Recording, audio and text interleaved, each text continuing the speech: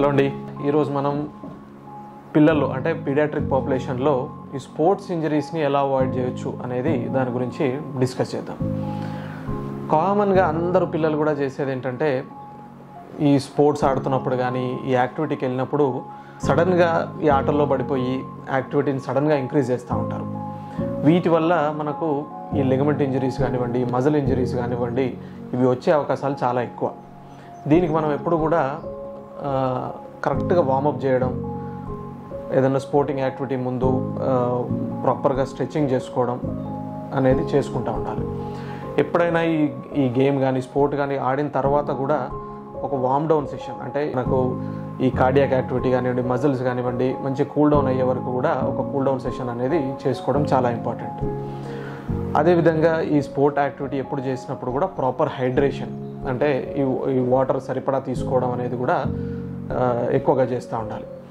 ఈ డీహైడ్రేషన్లో కనుక మనం ఈ స్పోర్టింగ్ యాక్టివిటీ చేసినట్టు అయితే మనకి మజిల్ ఇంజరీస్ అవ్వడం, లేదంటే ఈ హీట్ స్ట్రోక్స్ రావడం అనేది కూడా మనం కామన్గా చూస్తూ ఉంటాం.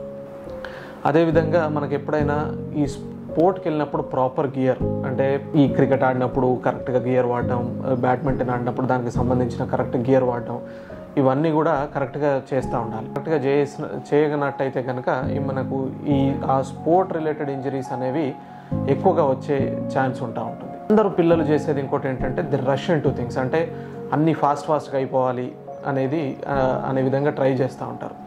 ఎప్పుడు కూడా you should know your body, అంటే మన బాడీలో ఇబ్బందులు ఏంటి, నొప్పి వస్తుందా, నొప్పి వచ్చినప్పుడు రెస్ట్ తీసుకోవడం, ఇటువంటి అన్నీ కూడా చిన్న చిన్న జాగ్రత్తలు తీసుకోవడం చాలా ఇంపార్టెంట్.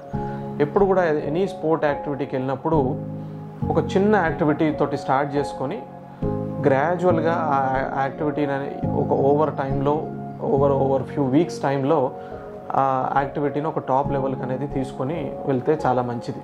మెయింటైనింగ్ ఏ వెల్ బ్యాలెన్స్డ్ డైట్, అంటే మనకు అడిక్వేట్గా ప్రోటీన్ కంటెంట్ తీసుకోవడం, అడిక్వేట్గా వైటమిన్స్ కానివ్వండి, సప్లిమెంట్స్ తీసుకోవడం, ఇవన్నీ చేసినట్టు అయితే మనకు ఈ లాంగ్ టర్మ్లో ఈ స్పోర్టింగ్ ఇంజరీస్ అనేవి కూడా చాలా అవాయిడ్ చేసుకోవడానికి ఛాన్స్ ఉంటుంది.